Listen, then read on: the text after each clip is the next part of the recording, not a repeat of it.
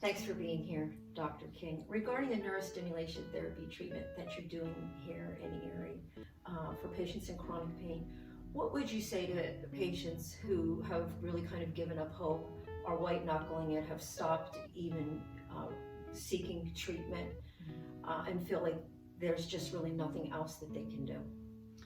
Yes, and I would say I see that a lot.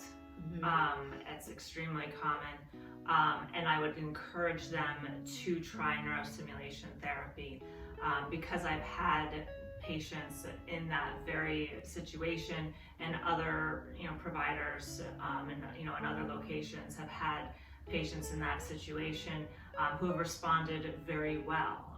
And we even do have some testimonials of patients that I've treated here in Erie with that similar type of situation.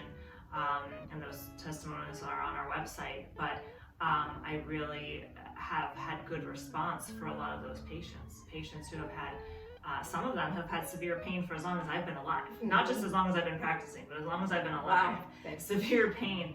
And so of course they have done it all. But this is newly available. It's newly available in Pennsylvania somewhat recently. It's not available in all states yet. So this is something that a lot of patients, most patients, have not tried yet.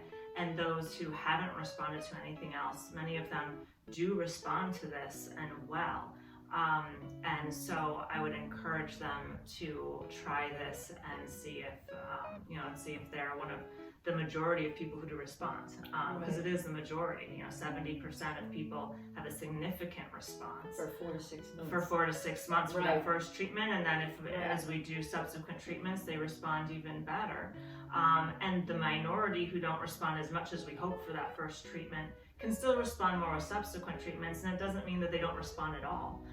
For people who've been suffering for a long time, if they're always at an 8 and we bring them down to a 6, that's not in that great response 70%, but that can make a difference in function, and your quality of life, and whether or not you can sleep, and how well your medications And they spiral work. up. And they right, exactly. Contraindications. So contraindications, we cannot place this device on someone with a pacemaker. We cannot place it on someone who already has a permanent implanted electrical device. Right. So other hardware, permanent hardware, that type of thing, if it's not electrical, we can still place it. Okay. But nothing electrical that's a permanent implant. No pregnancy. So we don't place it on pregnant women. We just simply wait until the pregnancy is over. Chronic conditions, are there any chronic conditions that would be a contraindication? There are no chronic conditions that are a contraindication, but we do know that it works for a wide range of things causing chronic pain. Really any type of joint pain, spine pain, autoimmune disorders, rheumatoid arthritis, lupus, neuropathy, fibromyalgia, any kind of, and the emphasis here would be chronic pain.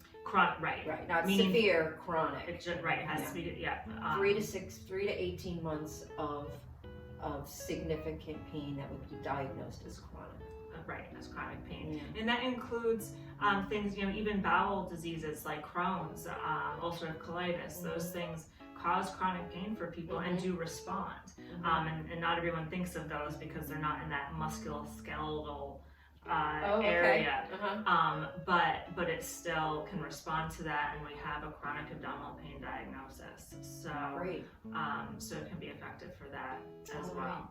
Okay. Headaches. Migraine.